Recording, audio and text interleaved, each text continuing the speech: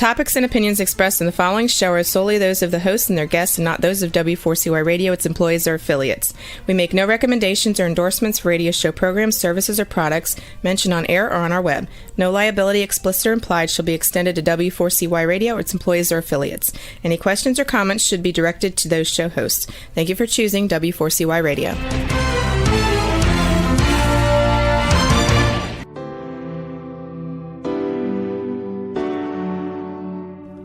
Welcome to the Legacy Leavers series on Success Secrets Exposed. Tune in live every Tuesday at 7 p.m. Eastern Time or Wednesday mornings in Australia on W4CY Radio and Talk4 TV. The series showcases experts, changemakers, and disruptors leaving a lasting legacy with those sharing their wisdom with the world. Good morning, good afternoon, and good day to you all, and welcome to another episode of Success Secrets Exposed. Today's topic is conscious sales, and today we have an extraordinary guest, Nina Concepcion, a multi-six-figure conscious sales coach, speaker, mentor, best-selling author, and the CEO at the Institute of Conscious Sales. Now, Nina has inspired tens of thousands of people globally. She's been featured in Entrepreneur and Yahoo Finance and spoken at Tedx UK and has been part of Sydney's Mind, Body, Spirit Festival and even more. Now, her institute supports entrepreneurs in 16 countries with transformative courses and programs. Now, she's actually known as the Naked Coach, and Nina combines mindset, energy and skill sets in her best-selling book, The Naked You. So please help me welcome to the show, Nina. Hi, thank you for having me. You're very, very welcome. Thank you so much for joining us today and sharing with our audience. I'm excited to have you as a guest. Thank you. Yeah, me too. Yeah, cool. I'd love to start, and I didn't want to do any spoiler alerts at the beginning, so I'd love you to share a little bit of your backstory of how you have come to where you are in this conscious sales space. Oh my goodness. I'm going to do my best to condense this story into a shorter version. But I guess I was always that strange kid in high school that was always asking existential questions at a very young age. So I grew up as a Catholic, being Filipino, that's my background. And I remember being in religion class and asking, why did Jesus have to die for us to go to heaven? What's the purpose of life? What do we do after we get a job? Then what? Like, surely there's more to life than just studying, getting a degree, working and dying. And people couldn't really answer my questions. And so when I finished school, I studied in university, which was just something that I thought made sense. It wasn't really anything I was passionate about. I remember going to the careers advisor and even asking them, what do you think I should do? Like, can I have some ideas of what I could study? And I found that it didn't really help. So I ended up venturing down exercise physiology. That's the degree that I have. But halfway through my degree, I had in between my double degree, actually, because I realized I didn't want to do that. So I started to do a double degree in PE teaching. And in between my double degree, I've always been someone who loved working. I've loved earning my own money. I've loved being of service. I've loved getting out of the house and just keeping busy. And so in between my 3-month uni break after my first degree, I remember thinking, I've got 3 months. Why don't I just go and get a part-time job or a full-time job for those 3 months? Yeah. And I thought, what am I interested in? What's something that I would want to learn? I've always been fascinated by property. Every time I go to someone's house, I always want to say, like, can I have a tour of your house? Can you show me what your house looks like? And I remember I applied in Australia. We have something called Seek. I'm not sure if this is an international broadcast or not, but in Australia, we have something called Seek, which is an online platform for looking for jobs. And I remember I applied for every single receptionist role on Seek. There were so many pages, hundreds of applications, because I thought, I'm a people person. I'm happy to answer phones, and then I can learn about real estate. And one place called me back. I had no experience whatsoever. But they called me in, and long story short, I applied for a 3-month receptionist role, but they offered me a 12-month sales role. Yeah. So completely not what I asked for. But it was the first time in my life where I was posed with making a decision between choosing something that I knew I was unhappy in, but I was comfortable in, and something that had the potential for more, but was way outside my comfort zone and was not exactly nothing that I was looking for, right? And at the time, it felt like a really difficult decision. And I talk about this a little bit on my TED Talk. But really, I'm the sort of person where I would rather try something and fail than wonder what if. I don't want to get to the end of my life and wonder, what if I could have done better? What if I did this? And what if I did that if I wasn't scared? And so I thought, you know what? I'm not enjoying what I'm doing at university. I may as well give this a go. So I deferred my double degree, and I worked in real estate for a year. And that's really when I got trained in sales. And my boss at the time was incredibly integrity driven, and he was the best mentor that I could have had at that time. And it was my second year in real estate. I had bought my own home, moved out of home. I was like 21.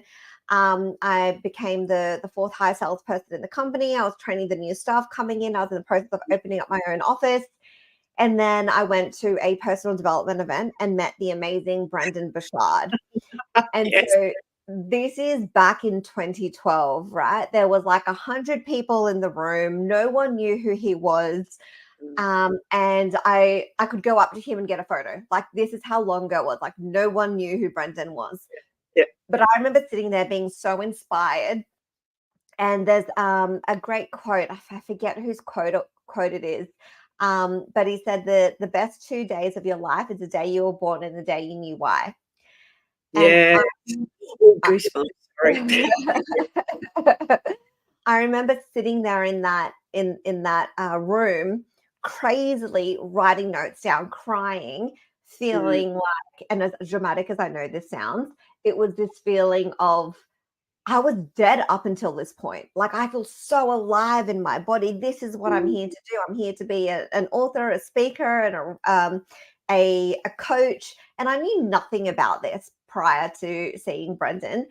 And so that was my 5-year plan. I was like, I'm opening up my own office. I'm buying my second property. I'm on my way to becoming financial free. I think I had a 5-year plan to become financially free.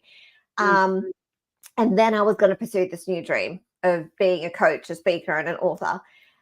But I went back to real estate, and my heart just wasn't in it anymore. I loved it at the time, but it's kind of like when you catch up with an old best friend and it's been years and you just realize that there's not really much in common with them anymore.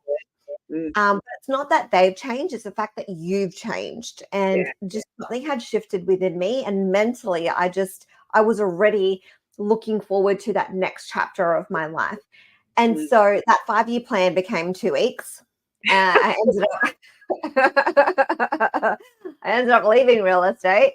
And I'm not saying that that's necessarily the wisest decision, but it was my journey. But it took 7 years for me to build my business to its first 6 figures.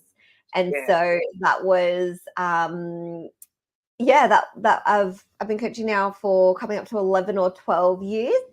And I remember feeling like, because I started off as a life coach when I was posting about my life and traveling and, moving out of home. I had people just started messaging me on social media, asking me for advice, asking me to be their coach. And so I was their life coach. And then I started doing life and business coaching, and I just found that there was something still missing for me. And I remember it was 2020, just before COVID. And I remember thinking to myself, there's some really great books by T. Harv Eker. And one of the things that I got obsessed with looking for an answer for was, where do I provide value in the marketplace? Where is something that the marketplace values, and where is the value that I can uniquely and specifically provide to that marketplace? And I remember after asking myself every single day, multiple times a day for months, one night it just landed for me. Because people kept asking me, would you go back to sales? Would you go back to sales? Sorry, there's something in my eye. And I was like, no, I wouldn't go back to sales. I love the conscious community. I love working with entrepreneurs. I love working with people who, have a vision for themselves. And it was funny because it was actually a combination of both. It was a combination of the sales and combination of working with the people who I wanted to work with. And that's where really conscious sales for me was born. And that was back in 2020. Yeah, thank you. And do you think that mentor that came out of real estate is the pinnacle, as it related to the you mentioned integrity, and a lot of people, when we think of sales, will automatically go used car salesperson, sometimes real estate person, and go, they're just trying to sell me stuff. Even as speakers at the front of the room, do you think because you had a good mentor in the beginning as it related to sales, that gave you the heart, the real truth that sales is, which is that service element? Was that absolutely? Yeah. Again, it's something that I talked about on my TED Talk, but it's one of those things where I'm already someone who's quite strong in my own values anyway, but to have a mentor who has an alignment of values and who can pave a bit of a path for me of, you don't actually have to be anything other than yourself. And it's not necessarily that he said those words, but he never put any pressure on me to be pushy, to be manipulative, to lie. And I remember one of the things he said to me was, if a customer is treating you with disrespect, you don't have to work with them. Like, just tell them I won't be spoken to like that, which is definitely very different to, I guess, most sales culture. It's like, no, you got to do whatever you need to do to get the sale. The customer's always right, even if they're treating you like crap. And when I started out in real estate and I was posting on social media, I had a lot of people ask me, should I get into real estate? Or I've started real estate and this is what's happening. What do you think? And I said, and I'd always tend to attract people who have the same values as me. So I'd say to them, what's your mentor like? What's your boss like? What are they inspiring or encouraging you to do? Because if there's a clash in values already, it's very difficult to learn the ropes, especially in a role in an industry that you're new to, if you don't have a empowering role model. And it's also one of the reasons why sales does have such a high turnover of staff. Like, not only do you need thick skin, but it also does test your own values and your own morals, because there were people in the office that I worked in that were manipulative, that did lie, that did say anything to make a sale. But my boss never put any pressure on me to have to be like that. You're empowered to be yourself and find your true service and path in that industry, which is awesome. So coming back now to the legacy element, with such a beautiful backstory, with some great mentors and strong values, as you've said, what's the quest that you want to share with the audience? What's your quest now that you want to bring to the world as it relates to leaving a legacy behind?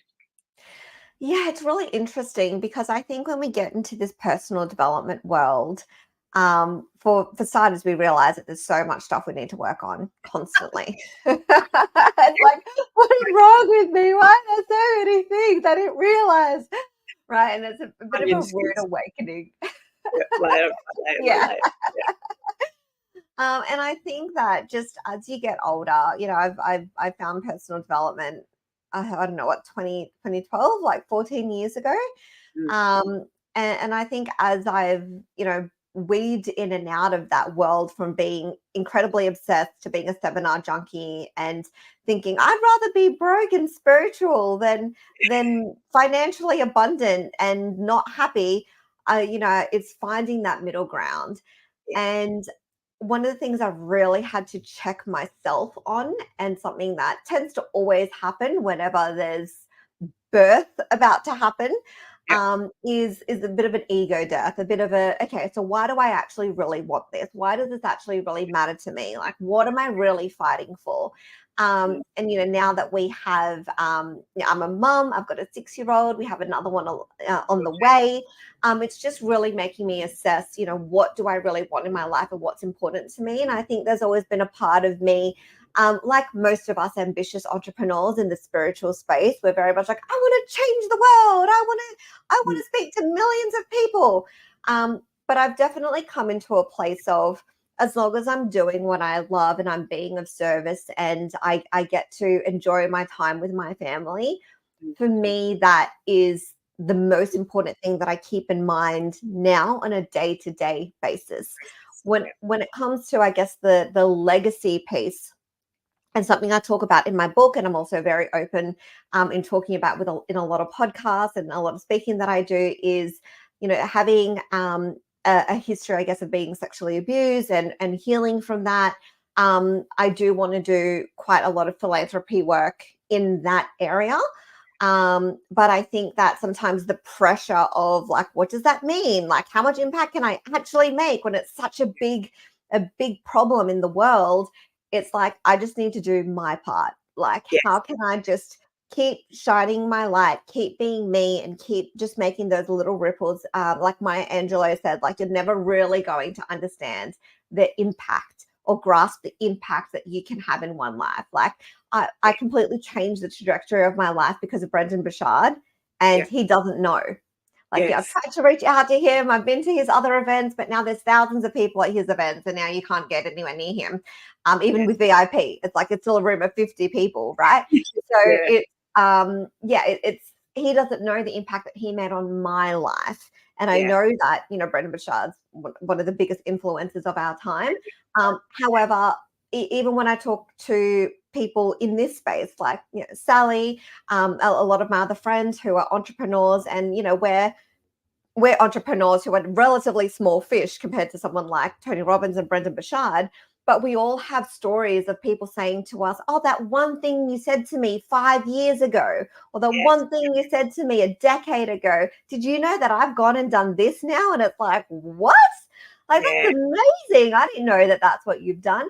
And so we really just I don't think we can truly grasp the impact that we make. And I think for me, rather than focusing on like, what's my legacy, I'm focusing on how can I just show up as the best version of me for me, my family, and then my wider community.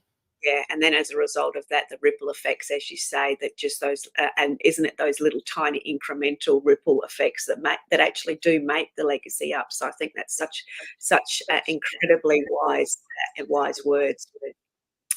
Beautiful. Now, also talk in your book, and obviously around conscious sales and communications. Can you explain what that is as it relates to a methodology? So for those that don't know, that would be a great explanation for the next step. Yeah. So my definition of conscious sales is a definition that I've come up with. It is very wordy. I am aware of that. But there's a lot of descriptive words that are really important in the definition of what conscious sales is.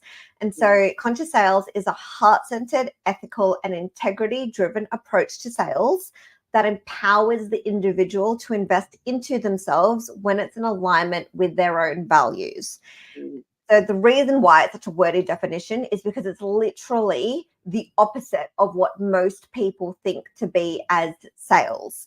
It's not sleazy, it's not manipulative, it's not pushy. I'm not here to convince anyone. I don't even like to use the word convince. If someone says, oh, convince me, I'm like, well, I'm not here to convince you. Like, that's not what I'm here for.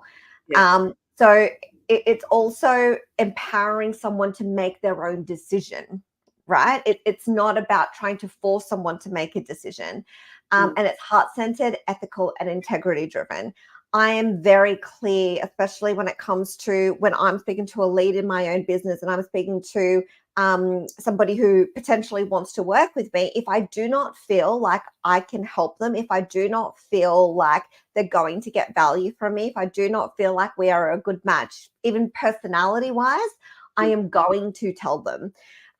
Because that is the best thing I can do to be of service for that person. And so, a lot of my clients, particularly those who I guess are starting out in the coaching industry, they say, oh, but I feel weird reaching out to people and with the intention of pitching them. I said, that's never the intention. The intention is never to just reach out to people on social media just to pitch them. And if you have that mindset, which comes into the methodology, then that's the energy that you're going to portray. And so, conscious sales is a combination of three things: the energy, the mindset, and the skill set of sales, because traditional sales typically focuses on just the one. It focuses on the skill set. But I like to focus on the energy and the mindset as the foundation, and then the skill set as the thing that ties everything together, because you can have the right energy and the right mindset. And if you're speaking to people and you're speaking to enough people, you're going to make sales. You don't even need a high level or even a certain level of skill set in sales, because eventually you're going to learn, even if it's going to be a little bit messy, even though you're going to stumble, even though you're going to probably continue to make some mistakes, you're bound to make sales, right? In sales, it's a very famous saying, it's a numbers game. If you speak to enough people, you're going to make sales. So the skill set then allows you to be more effective and efficient at refining how you communicate, so that you can then speak to less people and make more sales, and also attracting the right sort of people, your ideal clients. But a lot of people focus on the skill set. Oh, I don't have this and I don't have that. It's like, you need to just come back to your heart. You need to come back to, what is your intention? What is your mindset? And so when a lot of people who are starting out, especially in the coaching industry, are saying to me, oh, but I feel bad, like reaching out to people and pitching to them, I always remind them, the very, very, very first thing that we do is we build rapport with that person. Is there a genuine connection? Because statistically, 1 in 3 people will like you, 1 in 3 people won't like you, and 1 in 3 people don't even know if they like you or not. I love it. So something that my boss told me in real estate and always stuck with me, because the sooner you can accept that 1 in 3 people just aren't for you, 1 in 3 people just don't even know if they like you, and you just got to find the 1 in 3 people that you do have a connection with. That's the starting point.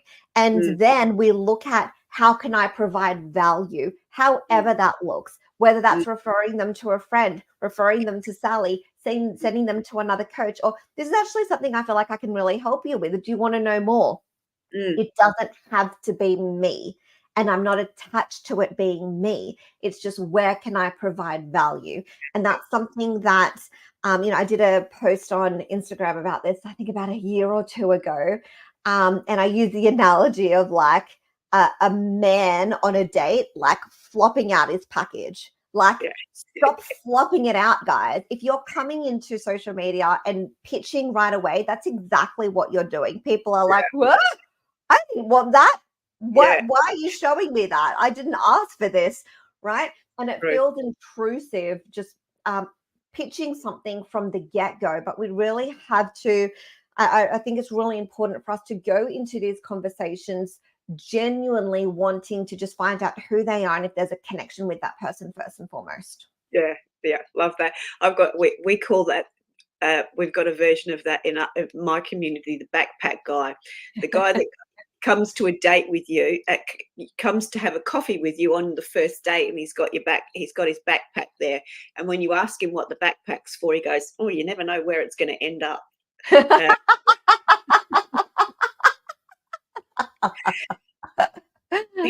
Yeah, similar scenario. So I love that you came back and when you were talking about the number of resumes that you sent out, and I was sitting there going, oh yeah, and I actually muttered law of large numbers. And of course you've talked about that. That's sort of the term that everybody has heard, but ultimately it's the law of the right connection that actually enables the efficiency and the right people to land in your place, which is that conscious element, which you mentioned and expressed beautifully. Thank you. The other question that I've got, and this comes a little bit more starting to tie into the book, was you talked about imperfect action and finding the strengths through the opportunity. So I know they're two probably quite big topics, so I'll let you take that journey and wherever that needs to go, but I'd love to find out more for the audience around those two. Yeah, it was really interesting because I had the Institute of Conscious Sales, which is my business, but I remember just having this insight and this download, similar to when I saw Brendan Burchard. But I was at another event and I was like, oh my gosh, I'm going to write a book and it's going to be called The Naked You and I'm going to be naked on the front cover. And originally it was going to be a personal development book, and it is pretty much a personal development book. But while I was in the process of finishing that book, I was also doing my TED Talk. So I literally felt like I had twins that year. They just got birthed at the same time. And it was not planned. Like I just felt like those are the two things I was working on for that year. And because with the TED Talk, it was the general population, I needed to strip it back to just communication, because I always say sales is just heightened communication. And so I talk more about conscious sales as communication in the TED Talk. But in the book, I wanted to tie in the concepts of the personal development, but also the business. And so the book, I ended up changing the subtitle. So it's The Naked You, and it's a guide to embracing your imperfections in life and business. And then I changed the name of the TED Talk to Why Your Imperfections Are the Key to Conscious Sales. Oh, nice. Yes, lovely. So it's tying in the imperfections of The Naked You and conscious sales, which is my business. And Sally, what was your question again? I actually combined that because I had quite a few there. So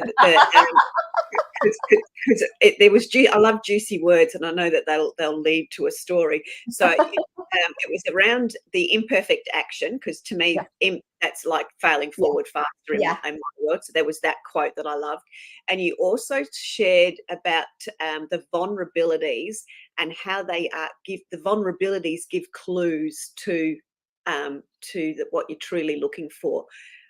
So they were just juicy. So I just wanted you to expand on both of those, please. Yeah. So when it comes to imperfect action, it's literally, like the mantra in my coaching container. Done is better than perfect. Done is better than perfect. Done is better than perfect. Because I know so many people in this industry, or even in just the realm of wanting to do something in their life and not making any progress whatsoever, because they're so focused on wanting to be perfect. They're so focused on the perfect time, the perfect situation, the perfect scenario, the perfect finances, when that's just not reality. And then when you can look 10 years down the track, there are some people that are exactly where they were 10 years ago, simply because they just didn't make any progress.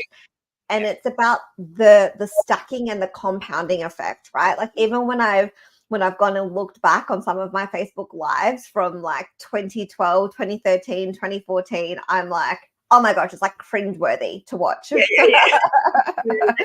It's evolved, Exactly. And one of the things that I think it was Shalene Johnson, she said, she's like, your audience want to see you grow. They want to see you evolve. They want to see you transform. And that very much ties into the imperfection piece, because I've had so many of my clients, again, especially the ones who are starting out in the coaching industry or who have not yet cracked the 10K or the 20K months.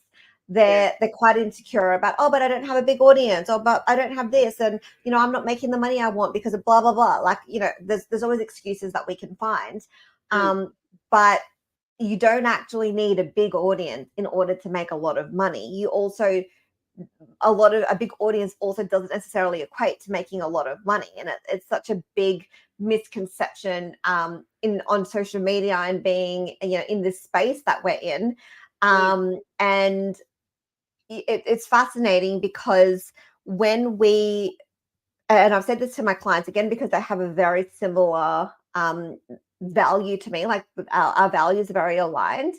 So I had one client, and she's so lovely. Her name's Erica, and she was living in Singapore at the time. So she had quite a strong Singaporean accent, and she was always really nervous about public speaking and going live. And she was a bit insecure about her accent. But I love her mindset around, I'm going to push myself. I'm going to get outside my comfort zone. I'm going to lead with service, as opposed to focusing on my own insecurities. And that's, again, one of my other quotes. We beat imposter syndrome when we shift our attention from self to service. I'm constantly reminding my clients. You better just say that again. We beat imposter syndrome when we shift our attention from self to service. Beautiful. Thank you. And so she really embodied that. And I remember we were having a session, and she said, I really want to challenge myself. And I said, okay, why don't we do 7 days of lives? Like, the only intention is for you to get outside your comfort zone and for you to get more comfortable speaking and sharing about who you are and what it is that you do and the value that you provide people. And it was literally just her getting outside her comfort zone. It wasn't a lead gen. It wasn't to try and get clients. It was for her own growth. And she said, but what do I do on the first one? I'm so nervous. Like, what do I say on the first one? I said, say that. Say exactly that. Share the facts that this is nerve-wracking for you and you've never done this before, but you're doing it to get outside your comfort zone. I said, the more real you are with what's actually going on with you and you share that with your audience, they're going to feel like, again, what Shalene Johnson said, that they're coming along the journey with you. Anyway, so long story short, she ended up doing it. And then there was one person who watched her live every single day. But she didn't know about it. But then this person messaged her at the end of the 7 days and ended up becoming our client. Yeah, how beautiful. And that is the imperfection of success when you're outside of your comfort zone. And there's also, so I remember something that one of my first ever spiritual business mentor. So after I left real estate, I found a mentor. And one of the things he said to me, and it also ties very much into the teachings of Dr. John Demartini, which is why I feel so blessed that I could interview him in my book. So the interview of that is in my book, and he wrote the foreword for my book as well.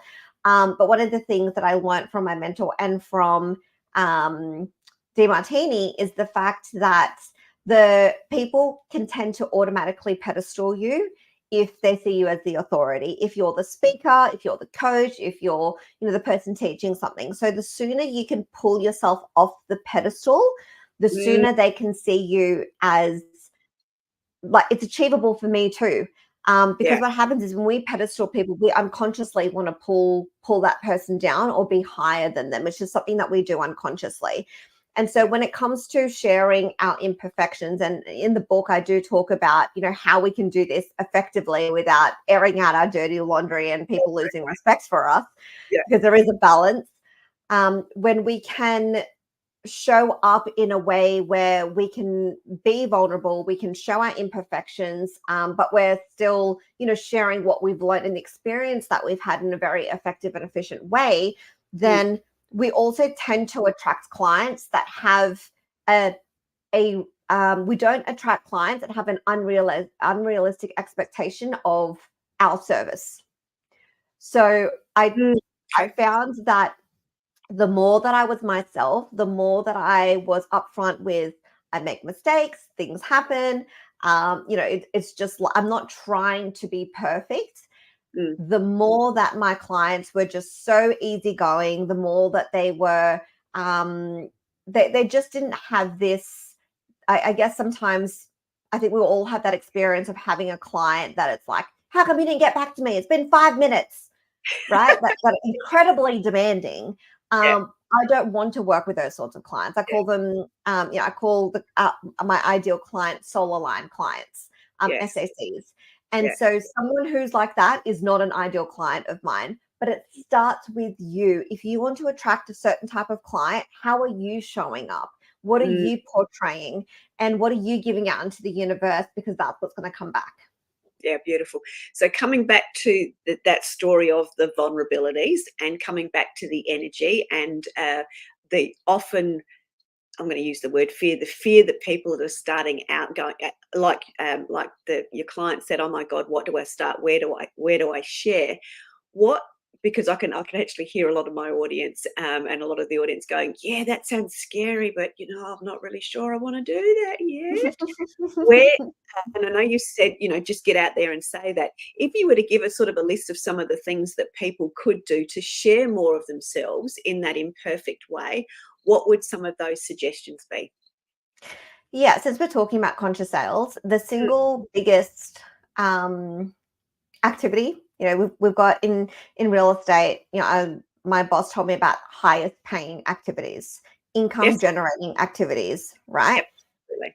Guys, if you are just posting on social media constantly, that is not, it's not necessarily what's going to bring in money for you. Like, it's just not. you need to be having conversations. You need to be having one-on-one conversations with your leads, with your audience, finding out what they're actually wanting, what they're needing, and building a relationship with them. Selling one-to-many is a different skill set to selling one-to-one. And if you're not having those one-on-one conversations, you don't know what to say when you are selling one-to-many. And so the single biggest thing that I share with people who are fearful of getting out there is, how can you just increase the amount of conversations that you have on a daily or a weekly basis, where you're getting to know people, you're building rapport, and you're finding out how you can be of value. Like, it literally just starts from there. That is the bread and butter of business, of building, a brand, of finding clients, is just speaking to people. If you're not speaking to people, it's very, very hard to make sales, right? There's definitely a bit of a entitlement in the personal development world of like, no, I want people to come to me. Yes. Like, even my mentor, who's made millions, is like, I still reach out to people. Yeah, absolutely. Yeah. So, and I talk about this again on my TED Talk. We have this expectation of, oh, I just want people to come to me. I just want my leads to come to me. And it's like, that's like getting into a relationship saying, you've got to put in all the effort. Absolutely. When every relationship is a two-way road. And to be fair, when you have the team, when you have the finances, when you have the ability to outsource it, you are still putting stuff out there. It's just not you personally doing it. It's your team, it's the ads, it's the funnel, but there's still value being put out there. You cannot expect something for nothing. And that's one of the things Becker talks about. It's the law of reciprocity. It's universal law. For every giver, there is a receiver, and for every receiver, there is a giver. You need to be putting something out in order for something to come back. Yeah, beautiful. Thank you. I love that. I've got had a question around self-sabotage. But I'm going to just change that up a little bit, because I think one of the things from my own experience, and I see this with my own clients, when they're getting the content out there and they're having those conversations and they're learning what their value is and having it reflected back, because people are having aha moments and all the rest of it. I feel that actually reduces the potential of your own self-sabotage. Absolutely. I'll let you expand on that from a conscious sales perspective. Yeah, so it's one of those things where, again, we beat imposter syndrome when we shift our attention from self to service. If we are not getting outside of ourselves and having conversations and really listening, right? It's one of the biggest difference between like conscious sales and sleazy sales is you can tell when you're talking to someone and they're trying to sell you something and you can't even get a word in. It's like, oh my gosh, will this person just shut up so I can tell them I'm not interested, right? You're like looking for a gap and just like, oh, stop talking so I can tell you I don't want to listen anymore. So if you're able to really listen to someone, it gives us perspective. Always, especially our leads. I don't know how many times, and this is a slightly different example, but it will make sense. I say to my clients when they get their first few coaching clients, make sure at the end of every coaching session, you ask that client, what was your biggest takeaway?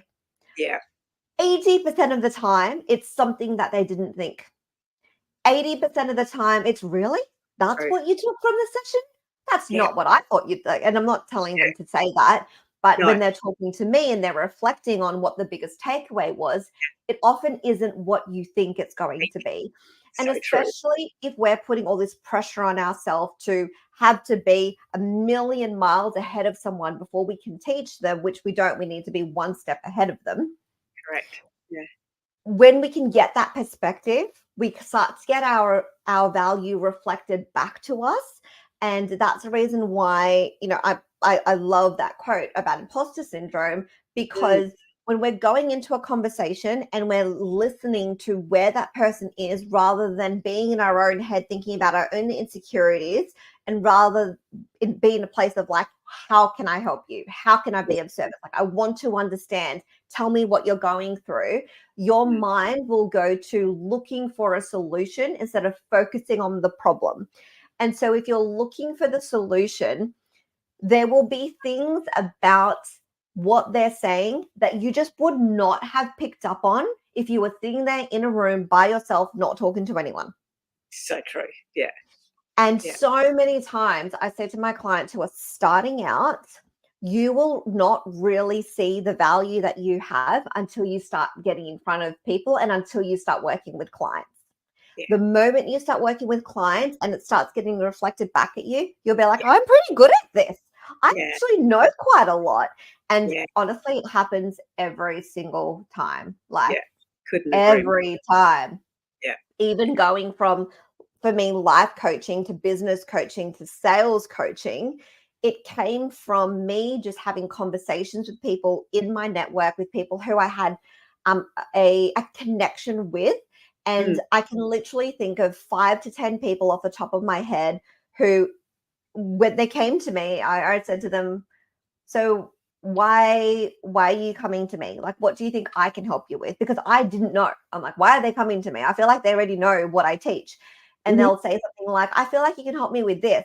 And I'll say, actually, yeah, I can.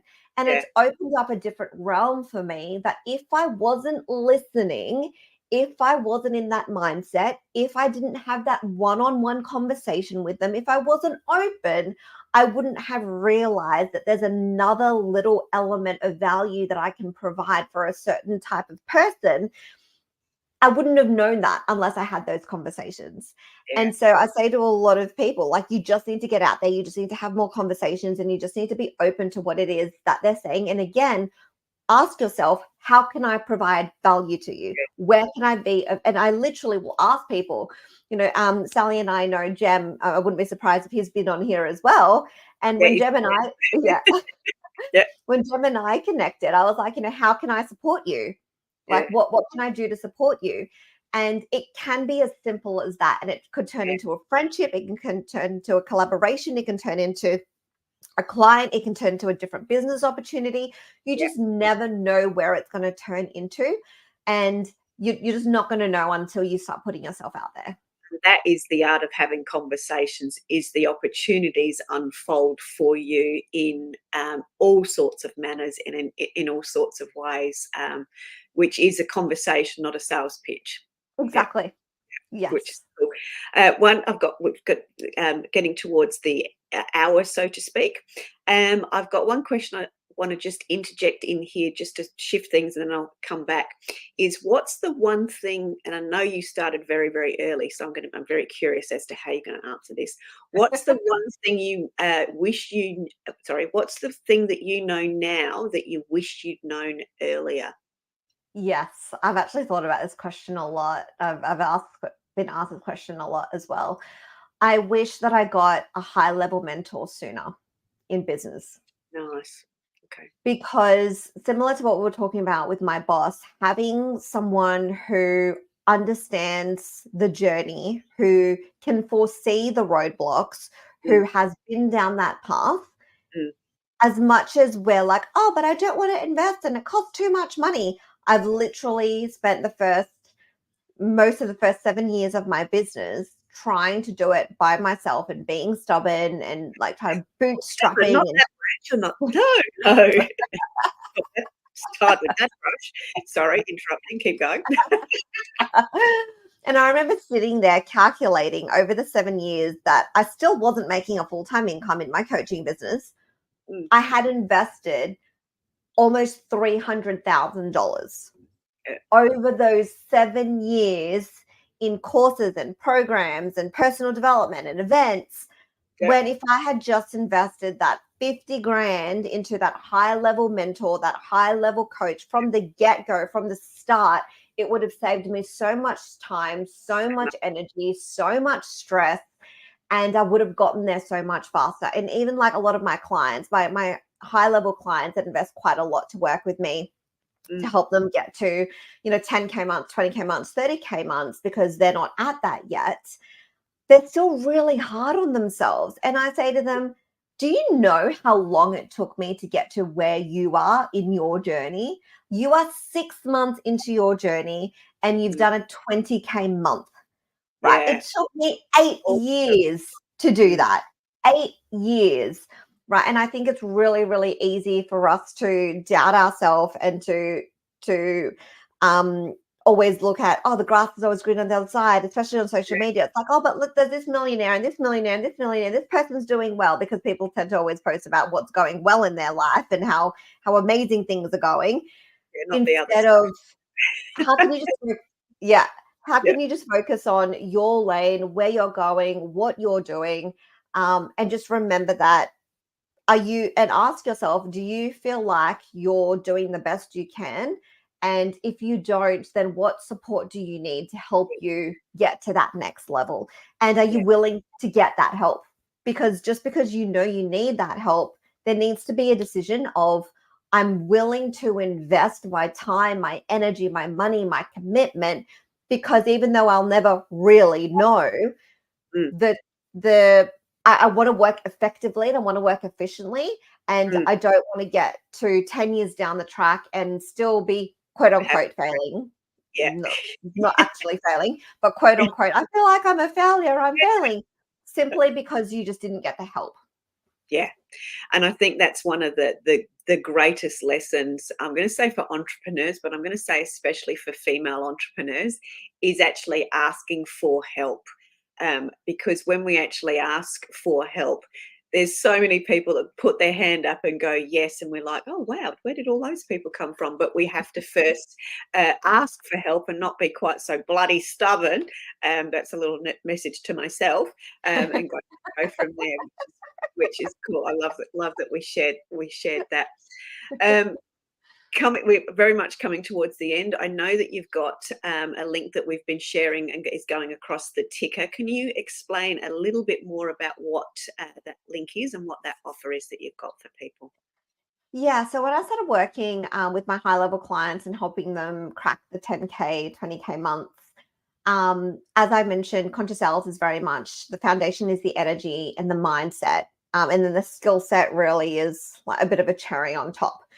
And so if someone is doing the actions, but they're not coming from the right energy and the right mindset, it's almost a waste, doing all that action, because you're taking action and nothing seems to be coming back. But it's because it's the place that you're coming from. It's actually better to just take a pause, recenter, reground. What are you doing this for? Then go and take action. You're going to be so much more effective, and you're going to be a lot less frustrated with people and yourself if you just take that time to yourself. And so I remember, especially because obviously mindset can take a while to shift, right? Like I literally feel like a broken record sometimes, and I'm happy to do it, but I feel like a broken record when I'm saying the same things over and over and over again every single week to my clients. But it takes sometimes a few months for something to land, even though I've said it a million times. Exactly. It's like watching a movie for the second time, or watching reading a book. You're like, oh my gosh, how did I not see this the first time? It's exactly like, oh my gosh, Nina, I get it. I'm like, hooray, amazing. And so when it comes to the energy and the mindset, there's some key things that I continually talk about. And so I remember there was a few sessions, this was like 3-4 years ago, there were a few sessions where I would take my clients through a meditation around the energy and the mindset.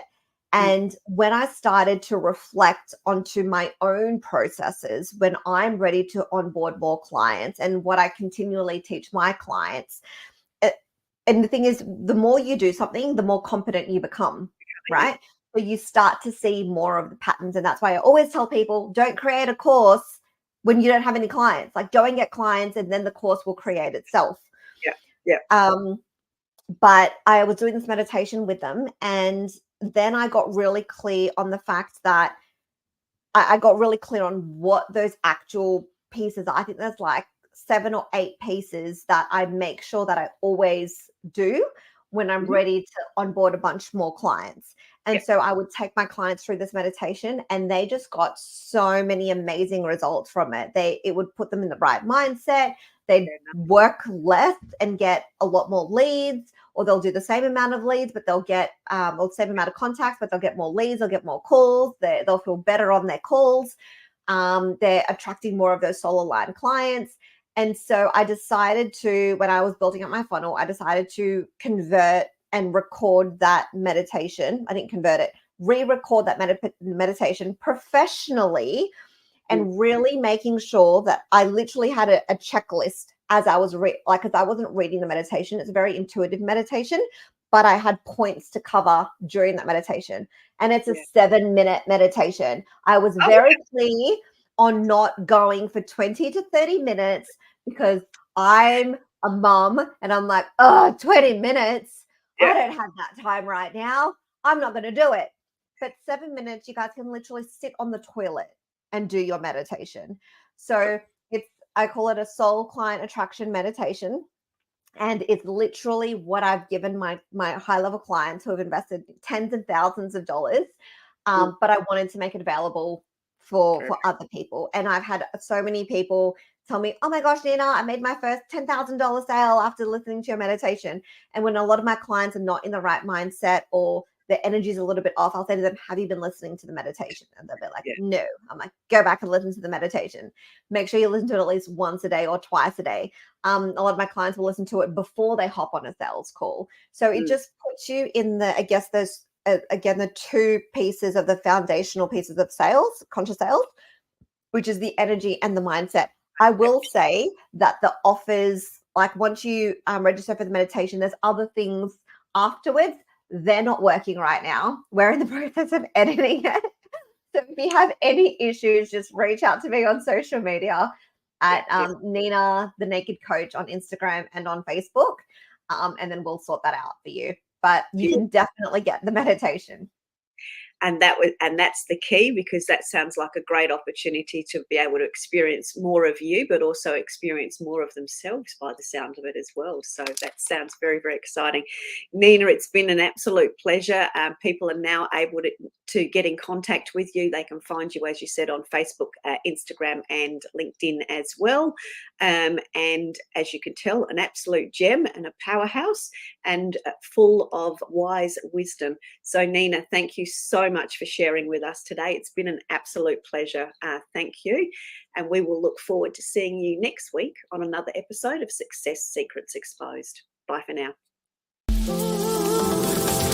Remember, if you want to be sought after and sold out, as well as being known as the obvious expert in your industry, you need to speak with Sally, our host of Success Secrets Exposed. Sally is the founder of Monetize Your Content, a done-for-you content marketing agency that helps you be easy to buy. See you next week on another episode of Success Secrets Exposed. Tune in live every Tuesday at 7 p.m. Eastern Time or Wednesday mornings in Australia on W4CY Radio and Talk4 TV.